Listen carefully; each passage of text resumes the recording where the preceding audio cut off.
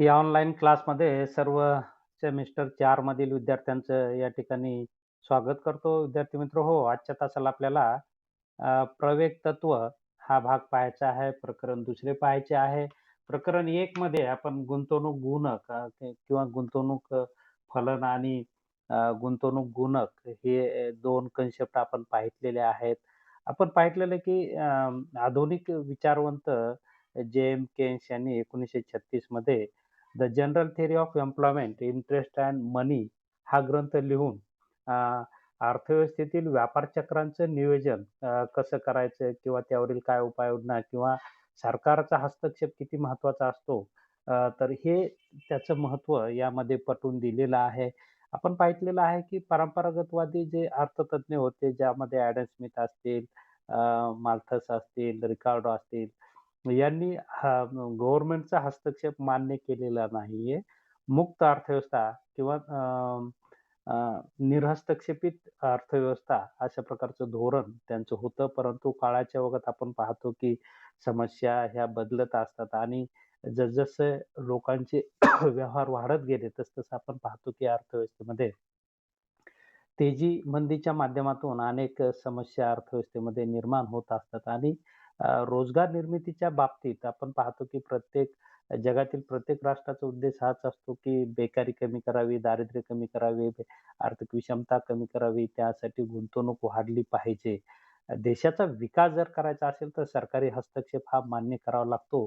तर अशा प्रकारची नव्याने भूमिका घेऊन जे आधुनिक अर्थशास्त्रज्ञ आहेत त्यांनी वेगवेगळे सिद्धांत मांडले आणि त्यामध्ये सर्वात महत्त्वाचा विचारवंत आपण जे.एम. केन्स यांची फार महत्त्वाची भूमिका आहे. त्यांनी 1936 मध्ये the general theory of employment, interest and money हा ग्रंथ लिहून अर्थशास्त्रामध्ये एक आधुनिक ह्या विचारवंताने एक चैतन्य निर्माण केलेलं आहे आणि त्यांच्या थिअरीचा आधार घेऊन आज आपण पाहतो, की बरेच राष्ट्र हे विकसित झालेले आहेत किंवा आर्थिक समस्यांची सोडवणूक करत आहेत.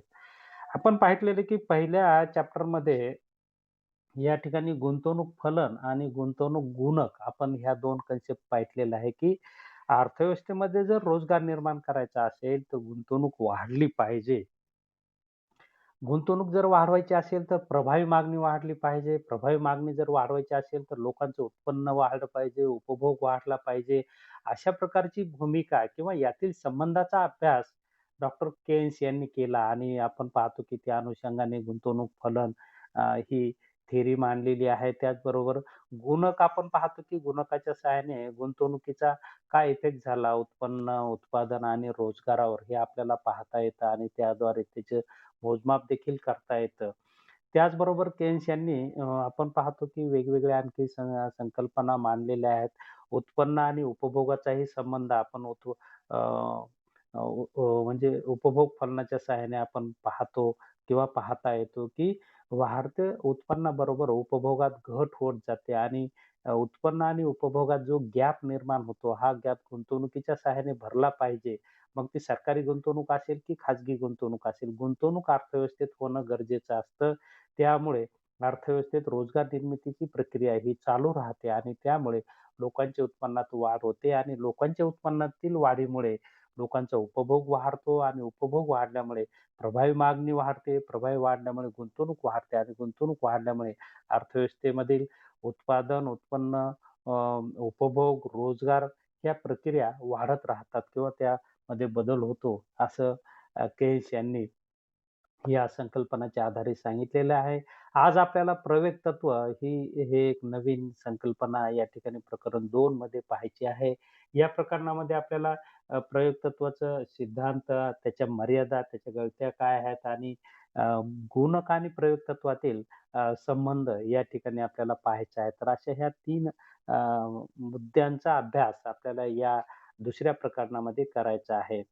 आता प्रयोग तत्वाचा उपयोग कुठे होतो, की आपण पाहतो, की गुंतवणूक फलनामध्ये गुंतवणुकीचा गुंतवणूक किती महत्त्वाची, रोजगार निर्मितीसाठी गुंतवणूक किती महत्त्वाची असते, हे आपण त्यामध्ये पाहितलेलं आहे. गुणकामध्ये उत्पादन, अ, उत्पन्न, उपभोग आणि रोजगार यातील गुंतवणूक केल्यामुळे काय बदल होतो, त्याच्या आधारे आपण मोजमाप करण्याचा प्रयत्न केलेला आहे. तर प्रवेग तत्वाच्या सहाय्याने आपण उपभोगाचा अ, गुंतवणुकीवर काय परिणाम होतो याचा आपल्याला कार्यात्मक संबंधाचा अभ्यास करायचा आहे. पहा, प्रयोग तत्वाचा काय उपयोग केला जातो किंवा प्रयोग तत्वाच्या सहाय्याने उपभोगात उपभोगातील बदलाचा गुंतवणुकीवर काय परिणाम होतो या परिणामाचा अभ्यास प्रवेग तत्वाद्वारे केला जातो. गुंतवणुकीचा उपभोग, उत्पन्न व रोजगार यावर होणारा परिणाम गुणक तत्वाच्या आधारे आपण स्पष्ट केलेला आहे आणि ते भाग पाहितलेला आहे. परंतु उपभोगातील बदलाचा गुंतवणुकीवर काय परिणाम होतो हे जाणून घेण्यासाठी प्रयोग तत्वाचा आधार घ्यावा लागतो किंवा त्याचा अभ्यास करणे महत्वाचे आहे. कशासाठी? उपभोगातील बदलाचा गुंतवणुकीवर काय परिणाम होतो हे प्रयोग तत्वाच्या सहाय्याने आपल्याला मोजता येतं किंवा त्याचा आधार आपल्याला घ्यावा लागतो. त्यासाठी त्याचा अभ्यास आपल्याला करायचा आहे. गुणक तत्वापेक्षाही जुने असणारे हे प्रयोग तत्व अलीकडील काळात सॅम्युएल्सन हेरॉल्ड यांनी विकसित करण्याचा प्रयत्न केलेला आहे. प्रवेग तत्वाचं सूत्र आहे ए बरोबर आहे डेल्टा आय भागिले डेल्टा सी. ए म्हणजे या ठिकाणी प्रवेग तत्व आहे. डेल्टा आय बरोबर आहे गुंतवणुकीतील बदल म्हणजे चेंज इन इन्व्हेस्टमेंट आणि सी म्हणजे चेंज इन कन्झम्पशन म्हणजे उपभोगातील बदल. म्हणजे प्रवेग तत्व बरोबर आहे गुंतवणुकीतील बदल भागिले उपभोगातील बदल. म्हणजे आपण पाहतो की उपभोगात बदल झाला असता गुंतवणुकीत बदल होतो. या दोन्हीतील कार्यात्मक संबंधाला प्रवेग तत्व असं म्हणतात. कशाला म्हणायचं प्रवेग तत्व? प्रवेग तत्व म्हणजे उपभोगात बदल झाला असताना गुंतवणुकीत जो बदल होतो, ते बदल ज्या साधनाच्या सहाय्याने मोजला जातो, त्या साधनाला प्रवेग तत्व असे म्हणतात. म्हणजेच प्रवेग तत्वाच्या सहाय्याने उपभोगातील बदलाचा गुंतवणुकीवर काय परिणाम होतो, याचा अभ्यास केला जातो आणि म्हणून अर्थशास्त्रज्ञांच्या मते प्रवेग तत्वाचा अभ्यास खूप महत्वाचा असतो. कारण आपण पाहतो की अर्थव्यवस्थेतील उपभोगच हा मुळात आपण पाहतो की विकासाचा मुख्य एक निर्देशक आहे किंवा त्याशिवाय विकासाची सुरुवात होत नाही. नुसतं केवळ अर्थव्यवस्थेत उत्पादन होऊन चालत नाही, तर झालेलं उत्पादन विक्री झालं पाहिजे आणि विक्री तेव्हाच होईल जेव्हा त्याच्या उपभोगासाठी मागणी येईल. म्हणजे नैसर्गिक वस्तूमध्ये उपयोगिता निर्माण करणे म्हणजेच उत्पादन आपण म्हणतो. ते झालेलं उत्पादन जोपर्यंत उपभोगासाठी त्याची डिमांड येत नाही, म्हणजे प्रभावी मागणी येत नाही, तोपर्यंत अर्थव्यवस्थेत गुंतवणूक होत नसते असं आपल्याला म्हणता येईल. म्हणजे आपण पाहतो की अर्थव्यवस्था ही नफ्याने प्रेरित असते. कुठलाही उत्पादक उत्पादन घेत असताना 4 पैसे नफा मिळावा याच उद्देशाने उत्पादन घेत असतो आणि त्याला जर मागणी येत नसेल, तर त्या ठिकाणी ते उत्पादन चालणार नाही किंवा टिकणार नाही. म्हणून अर्थव्यवस्थेतील उत्पादन प्रक्रिया ही किंवा गुंतवणुकीची प्रक्रिया ही उपभोगावर अवलंबून असते. उपभोगात वाढ तर गुंतवणुकीत वाढ, उपभोगात घट तर गुंतवणुकीत घट. अशा प्रकारचा उपभोग आणि गुंतवणुकीतील संबंध हा व्यस्त स्वरूपाचा असतो आणि हा संबंध आपल्याला या सूत्राच्या सहाय्याने मोजता येतो. ए बरोबर आहे डेल्टा आय भागिले डेल्टा सी. म्हणजे प्रवेग तत्व बरोबर आहे गुंतवणुकीतील बदल भागिले उपभोगातील बदल. समजा उपभोगात 10% बदल झाला आणि गुंतवणुकीत त्यामुळे 20% बदल झाला, तर याचं उत्तर 2 येतं. म्हणजे प्रवेग तत्व जास्त उत्तर येतं असं आपल्याला या ठिकाणी सांगता येईल. तर अशा प्रकारे उपभोगाचा गुंतवणुकीवर काय परिणाम होतो? तो परिणाम संख्यात्मक स्वरूपात बदल मोजण्याचं कार्य किंवा याच्यातील कार्यात्मक संबंध दर्शवण्याचं कार्य या सूत्राच्या सहाय्याने आपल्याला करता येतं. ए बरोबर आहे डेल्टा आय भागिले डेल्टा सी म्हणजे प्रयोग तत्व बरोबर आहे गुंतवणुकीतील बदल भागिले उपभोगातील बदल. उपभोगाच्या प्रमाणात बदल, बदल म्हणजे वाढ किंवा घट दोन्ही बाजूने असू शकेल. झाला असताना गुंतवणुकीच्या प्रमाणात वाढ किंवा घट जो बदल होत असतो, तो बदल प्रवेग तत्वामुळेच मोजला येतो. पहा, म्हणजे उपभोगात बदल झाला की गुंतवणुकीत बदल होतो. या दोन्हीतील संबंध किंवा बदल मोजायचा असेल तर आपल्याला प्रयोग तत्वाचा आधार घ्यावा लागतो. समजा उपभोग खर्चातील वाढ 5 कोटी रुपयाची असेल आणि त्यामुळे गुंतवणूक 10 कोटी रुपयांनी वाढ होत असेल, तर अशा परिस्थितीत या सूत्रानुसार ए बरोबर आहे डेल्टा आय भागिले सी या सूत्रानुसार प्रवेगात तत्वाचं उत्तर येईल 2. म्हणजे प्रवेग तत्व बरोबर आहे गुंतवणुकीतील बदल भागिले उपभोगातील बदल. म्हणजे 10 भागिले 2, 5 दोन्ही 10 अशा प्रकारे 2 उत्तर येईल. अशा प्रकारे बदल मोजता येतो. म्हणजे उपभोगातील बदल झाल्यामुळे गुंतवणुकीत काय बदल होतो हे आपल्याला संख्यात्मक मोजमाप या प्रयोग तत्वाच्या सहाय्याने करता येतं. प्रयोग तत्वातील महत्वाची बाब म्हणजे उपभोग्य वस्तूच्या मागणीत वाढ झाल्यामुळे त्याचा भांडवली वस्तूच्या मागणीवर कसा परिणाम होतो याबाबतचे स्पष्टीकरण या प्रयोग तत्वामुळे करता येते. उपभोग्य वस्तूंचे उत्पादन करण्यासाठी भांडवली वस्तू म्हणजे यंत्रे, इमारत याला आपण गुंतवणूक असं म्हणतो. म्हणजे गुंतवणूक म्हणजे भांडवली वस्तूत त्याचं परिवर्तन झालं पाहिजे. गुंतवणूक म्हणजे ठेवी किंवा डिमांड ड्राफ्ट असं नाही. तर गुंतवणूक म्हणजे भांडवली वस्तूची मागणी आली पाहिजे. मग भांडवली वस्तू कोणत्या? की यंत्रे, इमारत याला आपण भांडवली वस्तू असं म्हणतो. की उपभोग्य वस्तूंना प्रत्यक्ष स्वरूपाची मागणी असते. पहा एम-सी-क्यूसाठी हे महत्त्वाचा प्रश्न आहे, की उपभोग्य वस्तूंना प्रत्यक्ष स्वरूपाची मागणी असते, तर भांडवली वस्तूंनाही अप्रत्यक्ष स्वरूपाची मागणी असते. अप्रत्यक्ष कशी? जेव्हा उपभोग्य वस्तूंना मागणी वाढते, तेव्हाच भांडवली वस्तूची मागणी वाढते. म्हणजे भांडवली वस्तूची मागणी ही उपभोग्य वस्तूंच्या उपभोगावर अवलंबून असते. उपभोगात वाढ झाली तर भांडवली वस्तूची मागणी वाढते. उपभोगात घट झाली तर भांडवली वस्तूची मागणी घटते आणि म्हणून आपण पाहतो की उपभोग्य वस्तूंना प्रत्यक्ष स्वरूपाची मागणी असते, तर भांडवली वस्तूंना अप्रत्यक्ष स्वरूपाची मागणी असते. याचा परिणाम म्हणजे भांडवली वस्तूच्या मागणीत म्हणजेच गुंतवणुकीत आपोआप वाढ होते. बरोबर आहे. उपभोग्य वस्तूत मागणी वाढ झाली तर आपोआप गुंतवणुकीत वाढ होते. कारण मागणीच्या प्रमाणात पुरवठा करण्यासाठी भांडवली गुंतवणूक करावी लागतेच. जर उपभोग्य वस्तूंच्या मागणीत घट झाली तर त्यामुळे आपोआपच भांडवली वस्तूच्या मागणीत म्हणजेच गुंतवणुकीत घट होत असते. भांडवली वस्तूच्या मागणीत म्हणजेच गुंतवणूक 2 प्रकारे वाढ होत असते. पहा उपभोगात वाढ झाली तर भांडवली वस्तू किंवा गुंतवणुकीत 2 प्रकारची वाढ होत असते. पहा भांडवली वस्तूंच्या गुंतवणुकीत 2 प्रकारची वाढ होते. उपभोगात वाढ झाली तर भांडवली वस्तूंच्या गुंतवणुकीत वाढ होते. ही वाढ 2 प्रकारची असते. पहा म्हणजे उपभोगाच्या प्रमाणात पुरवठा वाढवण्यासाठी एक तर नवीन यंत्राची मागणी केली जाते किंवा जुने यंत्रच पुन्हा त्याला दुरुस्त करून त्या ठिकाणी त्याची मागणी केल्या जाते.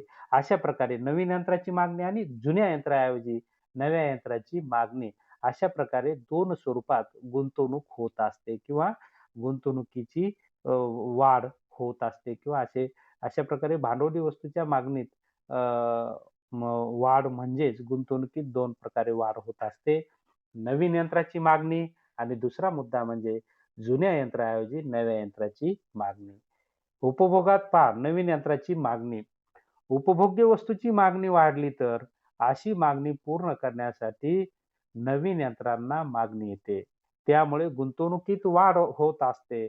नवीन यंत्रासाठी जी मागणी असते त्यास शुद्ध मागणी असे म्हणतात. पहा उपभोगात वाढ झाल्यामुळे नव्या यंत्राची मागणी करावी लागते आणि ही मागणी शुद्ध मागणी असते.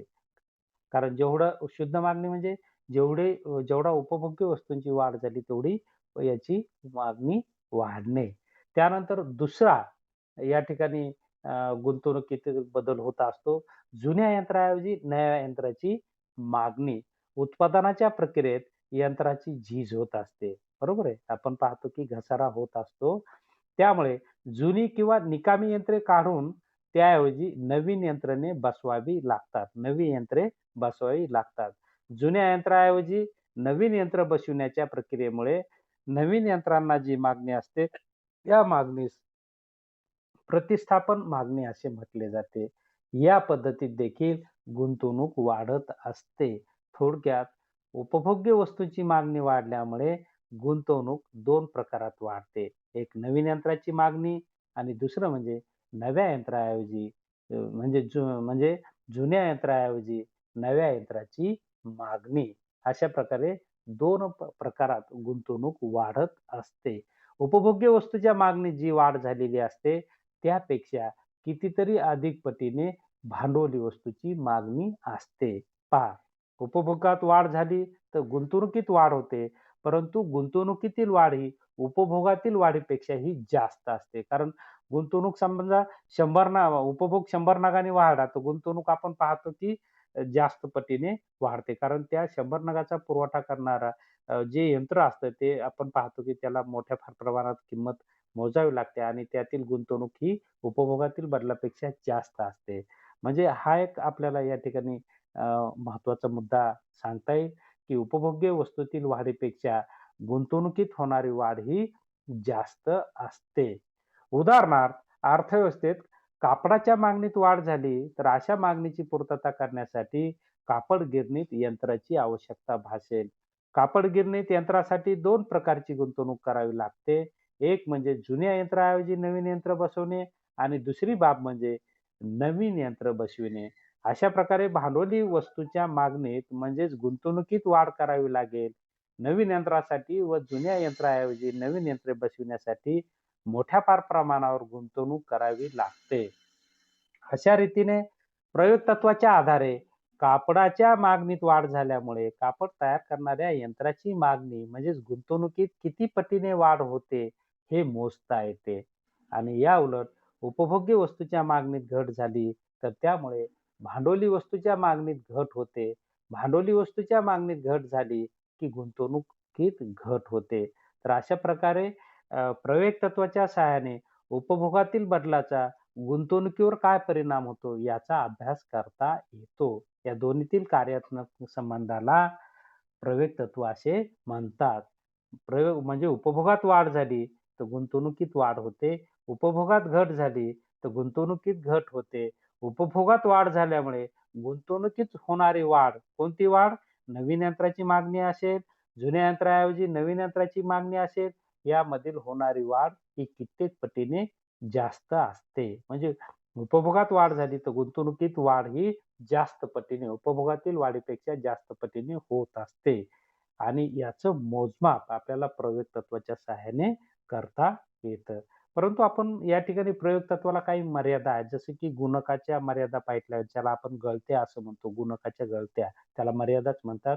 प्रयोग तत्वाला देखील मर्यादा आहेत. म्हणजे उपभोगात बदल झाला, की लागलीच गुंतवणुकीत बदल काही गोष्टींमुळे होत नाही, तर त्याला आपल्याला मर्यादा म्हणतात. पहा, आपण पाहिलं की उपभोगात वाढ झाली, तर गुंतवणुकीत वाढ होते. परंतु ती वाढ होण्यासाठी काही मर्यादा अर्थव्यवस्थेमध्ये असतात. त्यामधील काही मर्यादा किंवा त्यातील अडचणी, गुंतवणूक वाढीच्या अडचणी या ठिकाणी आपल्याला सांगता येतील. पहा, पहिली अडचण आहे अतिरिक्त उत्पादन क्षमतेचा अभाव. पहा, म्हणजे उपभोगात वाढ झाली, तर यंत्राचे उत्पादन करणाऱ्या उद्योगधंद्यात जर अतिरिक्त उत्पादन क्षमता उपलब्ध नसेल, तर अशा परिस्थितीत यंत्राची मागणी वाढली तरी ताबडतोब उत्पादन वाढणार नाही.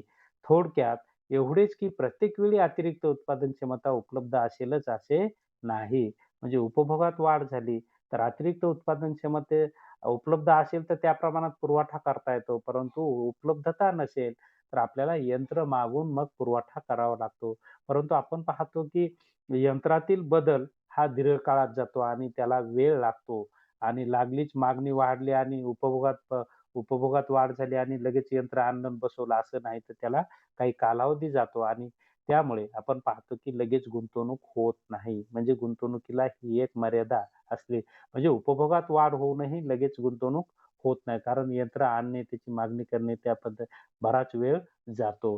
परंतु अतिरिक्त उत्पादन क्षमता जर उपलब्ध असेल, तर तशा परिस्थितीत लगेच म्हणजे उपभोगात बदल झाला, तर तशा प्रकारे आपण पाहतो की पुरवठ्यात वाढ होत असते.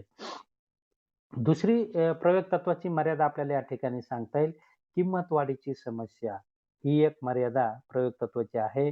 किंमत वाढीच्या समस्येमुळे उपभोग्य वस्तूंची मागणी जरी वाढली तरी त्या आधारे ताबडतोब उत्पादनाची प्रक्रिया वेग घेत नाही. कारण आपण पाहतो की किंमत वाढीमुळे मागणी घटण्याची शक्यता असते आणि म्हणून कोणताही उत्पादक तशा प्रकारे गुंतवणुकीत बदल करू इच्छित नाही. म्हणून गुंतवणुकीत वाढ घडवून आणायची असेल, तर किंमत ही स्थिर राहिली पाहिजे. किंमत वाढ ही स्थिर राहिली पाहिजे. त्यानंतर यंत्राची उपलब्धता. ही एक मर्यादा प्रयोग तत्त्वाची असलेली आपल्याला दिसून येते. काही वेळा अर्थव्यवस्थेत यंत्र म्हणजे उपभोगात वाढ होते, परंतु त्यानुसार वाढ करण्यासाठी, गुंतवणूक करण्यासाठी यंत्रच उपलब्ध नसतं. त्यामुळे जरी उपभोग्य वस्तूची मागणी वाढली, तरी भांडवली वस्तूच्या निर्मितीसाठी नव्याने गुंतवणूक करावी लागत नाही. कारण यंत्रच उपलब्ध नसतं आणि यंत्र उपलब्धाअभावी गुंतवणुकीत वाढ होत नाही. त्यानंतर पैशाची उपलब्धता ही एक प्रयोग तत्त्वाची मर्यादा आहे. ज्या प्रमाणात उपभोगात वाढ होते, त्या प्रमाणात गुंतवणुकीत वाढ होणे आवश्यक असते. परंतु अर्थव्यवस्थेत पैशाची उपलब्धता किंवा वित्तीय साधने पुरेशा प्रमाणात उपलब्ध जर नसतील, तर गुंतवणुकीवर आपोआपच मर्यादा पडतात. म्हणजे उपभोगात वाढ झाली, तर गुंतवणुकीत वाढ होण्यासाठी पैसा, भांडवल महत्त्वाचं असतं. परंतु भांडवलच उपलब्ध होत नसेल, तर मग गुंतवणूक होणार नाही. उपभोगात बदल झाला, वाढ झाली तरीही. म्हणून गुंतवणुकीला या ठिकाणी ही एक प्रयोग तत्त्वाची मर्यादा असलेली आपल्याला दिसून येते. त्यानंतर प्रयोग तत्त्वाची मर्यादा आपल्याला सांगता येईल, की उत्पादन घटकाची उपलब्धता. आपण पाहतो, की भांडवली वस्तूच्या उत्पादनासाठी उत्पादन घटकाची उपलब्धता मुबलक प्रमाणात असणे आवश्यक असते. म्हणजे उत्पादनाचे घटक कोणते? भूमी, श्रम, भांडवल आणि संयोजक. यांची उपलब्धता महत्त्वाची असते, तरच वाढत्या उपभोगाबरोबर यांची मागणी येईल. परंतु आपण पाहतो, की बऱ्याच वेळा उत्पादन घटकांची अर्थव्यवस्थेमध्ये कमतरता असते आणि म्हणूनच भांडवली वस्तूच्या निर्मितीवर आणि पर्यायाने गुंतवणुकीवर मर्यादा पडतात, असं आपल्याला दिसून येईल. त्यानंतरची मर्यादा आहे प्रयोग तत्त्वाची, की उत्पादकांचा दृष्टिकोन. गुंतवणुकीच्या बाबतीत उत्पादकाचा दृष्टिकोन अत्यंत महत्त्वाचा असतो. उपभोग्य वस्तूंच्या मागणीत झालेली वाढ ही तात्पुरत्या स्वरूपाची आहे, असा अंदाज उत्पादकांचा असेल, तर त्यामुळे ते गुंतवणूक करणार नाहीत आणि त्यांचा दृष्टिकोन असेल, की ही दीर्घकालीन आहे तरच करतील. म्हणजे उत्पादकांचा पॉझिटिव्ह दृष्टिकोन हा खूप महत्त्वाचा असतो. जेवढा उत्पादकांचा पॉझिटिव्ह दृष्टिकोन असेल, तेवढी गुंतवणुकीत वाढ होते आणि जेवढा निगेटिव्ह दृष्टिकोन असेल अ, किंवा शॉर्ट दृष्टिकोन असेल, तेवढी गुंतवणूक कमी होईल असं आपल्याला दिसून येतं. तर अशा काही प्रयोग तत्त्वाच्या मर्यादा असलेल्या आपल्याला दिसून येतात. या मर्यादा जरी प्रयोग तत्त्वाच्या असल्या तरीही उपभोगातील बदलामुळे गुंतवणुकीत बदल होत असतो. म्हणजे उपभोगात वाढ झाली, तर गुंतवणुकीत वाढ होते आणि या दोन्हीतील बदल मोजण्याचं साधन म्हणजे प्रवेग तत्व होय.